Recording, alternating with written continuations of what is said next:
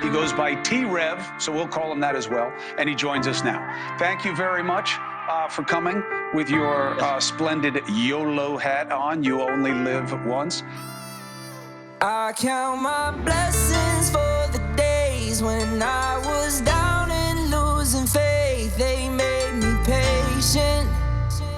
All I can say is thank you. I really wouldn't be the same if I ain't gone through all the pain. Look what it made me.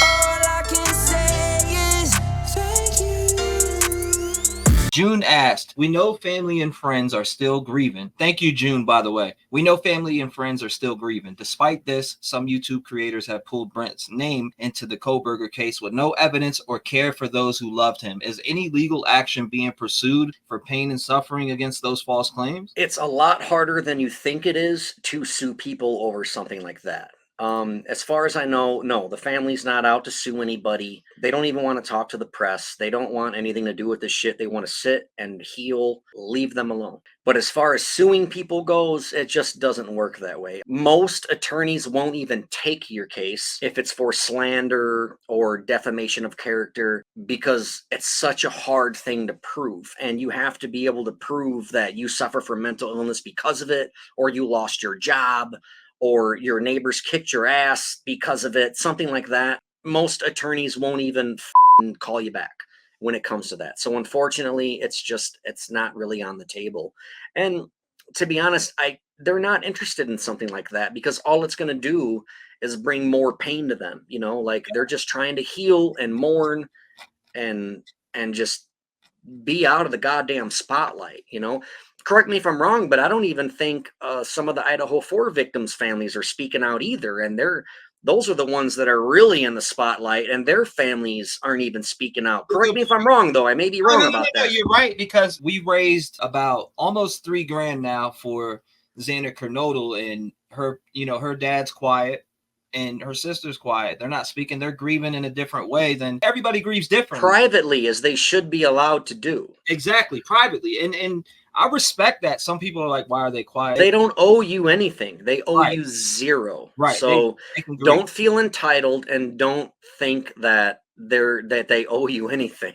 They don't have to speak out. The thing too is, I don't think they would seek the death penalty if they didn't have enough evidence for it. They don't typically do that. And for them to push it back so far is because they got to build a defense. They must have a lot of evidence on this dude, enough to seek the death penalty, and they got to come up with a defense somehow. And that takes many, many months to do, I would assume. I don't know. I haven't been in that position. I'm not going to ignore anybody. I see Social Butterfly here saying what really happened that day. Was he really freaking out? I don't know. I wasn't there. I wish I was. I want to answer that person's question. What happened that day? I do not know, because I was not there. And with all of my heart, I truly wish that I was there, because I think that if I was there the night that Brent got killed by the cops, I assume that's what she's talking about, right? If I was there, I believe Brent would still be alive. What I honestly think happened that night is, I know that Brent did not like his roommates. They did not get along, and whether it was because he played his music loud or whatever, I don't know why, but I know that he didn't really like them very much. He didn't like anybody on the West Coast, for that matter. What I think happened is they got into an argument. Brent was probably drunk. He was probably drinking, playing some music too loud or something. They got into a argument. Brent could have said something along the lines of, get out of my room or I'll kill you. Something along those lines, I think. I'm not saying that he grabbed a gun and waved it around the living room and was going to shoot everybody. That's not what I think happened. I think that him and his roommates did not like each other. They were probably looking for a reason to get him out. And the fact that they got into a big fight. He might have said, I'll kill you or something. They call the cops and they're like, cool, this is a way to get him out. I don't know if they were on campus or close to campus or whatever, but being in a situation like that with a gun involved, especially in this country, they're going to take it extremely serious. So the cops show up. I also think, due to proximity in distance and in time, I think that since the murders happened about 20 miles away, about a month before, I think that the cops in their mind may have been like, what if this is that kid that killed those people? Like, what if it's that guy? And so they go in full defense mode. They talked, well, actually, there was quite a bit of a lack of communication. From what I was told, they did try to give him a phone to speak with them, like a negotiator or whatever. He would not talk to them. And after 7 or 8 hours, they decided to shoot him. And I think that after the fact, I think the cops up that night. I think they dropped the ball and it completely landed on mine and the family's foot. And I think that after they killed him, they were like, oh shit, this wasn't who we thought it was. It was just a kid with PTSD. We up. His room was empty when the family went in. His room was empty, and his cell phone was on the kitchen counter, and it was factory reset. I think that the cops I think they made a mistake. They covered their tracks. That's what I think happened. Just my opinion. I was not there. And as I said, I wish I was there, because if I was there, I could have talked him down. Whatever was on the other side of the door, I could have been like, dude, it's fine. It's cool. Let's just leave. Or if the cops did show up, if I could have talked to him on the phone or something, I could have said, go outside, get arrested. We'll get you out tomorrow. You might be in a lot of trouble. You might get arrested and do some jail time, but you'll be alive. And he would be alive today if I had the opportunity to speak to him or if I was there. As far as the question goes, what happened that night, I do not know, because I was not there. And I really wish that I was. I do not know why his phone was factory reset, to answer somebody's question. That's a mystery to the family and myself. We don't know why his room was empty. There was nothing in his room. His phone was factory reset? His phone was factory reset, and it was on the kitchen counter. That's weird, bro. It's super weird. And that's weird. If the only thing that was left in his bedroom was some electronics that were broken, a safe that was broken, and his release forms from the army. That was the only things, as far as I know. That's what I was told. That's what was left in his bedroom. You mean to tell me he didn't have a bed? He didn't have a dresser? He didn't have anything? So something is it's very fishy about that. And I'm gonna beat the conspiracy theorists to it for people to say that he was a patsy or any of that stuff.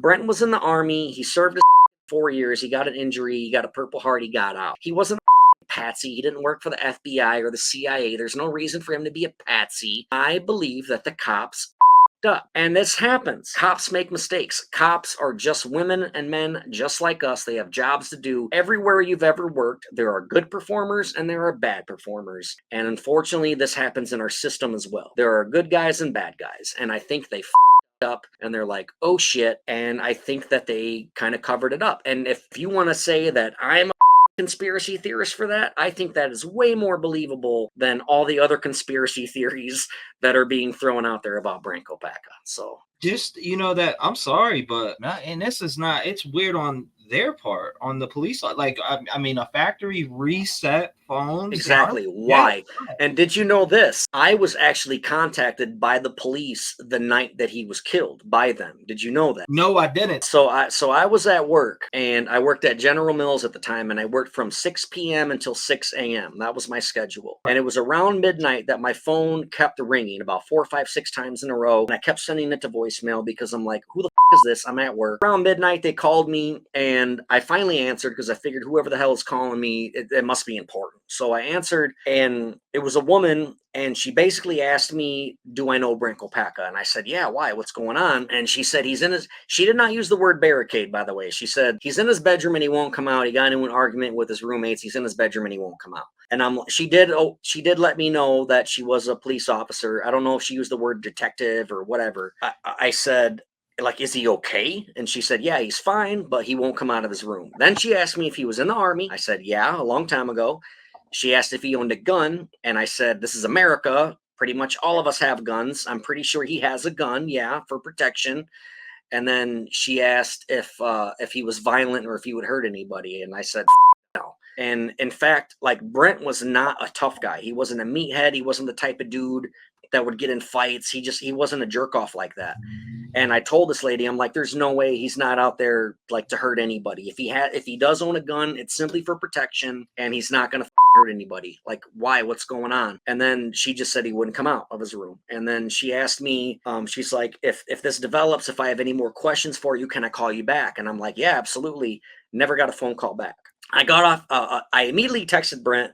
I'm like, what's going on? Are you okay? Absolutely nothing. Didn't hear anything back. The next morning when I got off work, I was calling him, texting him, getting nothing. I was texting that phone number that called me, the police officer. She would not respond to me. She wouldn't answer my phone calls. So eventually I reached out to an ex-girlfriend of Brent's on Facebook, and I said, because I was not friends with any of his family members at the time on Facebook. Me and Brent were very, very close. I did not know his family that well. They're scattered out amongst the country. There's some in Illinois, some out west in Washington. I didn't really speak to them. I haven't spoke to his mom and dad since I was a teenager, when they would drop him off and pick him up from my house to spend the night on the weekends, So I'm not Facebook friends with any of them. But I asked his ex-girlfriend if she was, and she said, yeah, this is his stepmom. I contacted her and I said, what's going on with Brent? The cops called me last night. And she's like, Brent's dead. The cops killed him.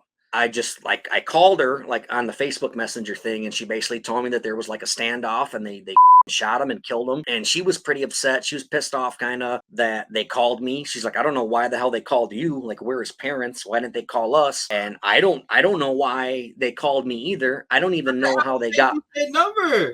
Well, this is the thing is I don't know how. It makes me wonder. This is why I wish I was there, dude, because in my opinion, I think he might have been yelling through the door or out the window or whatever. Call Darren. I want to talk to Darren. Because how would they have gotten my number? If they did a background check on him or whatever, or ran his phone number or whatever, I don't know how they would get any of this information. I'm not a cop. So if you have any cops as your audience, please help me out with this. He goes by T-REV, so we'll call him that as well. And he joins us now. People get killed for other stupid choices. Standing up for the families that took a loss is something that we find important. Rap game strong, chest up. Little homie, keep your head up. You can be whatever you want. Get rid of the fake and it will lead up. All my life I strive for greatness. I manifested my time with patience. People try to copy us, but respect is earned. It's not an obligation. I love the fam and they love me back, and that's why I always have the backs. I give a voice to those people who were never given a chance by them slimy cats.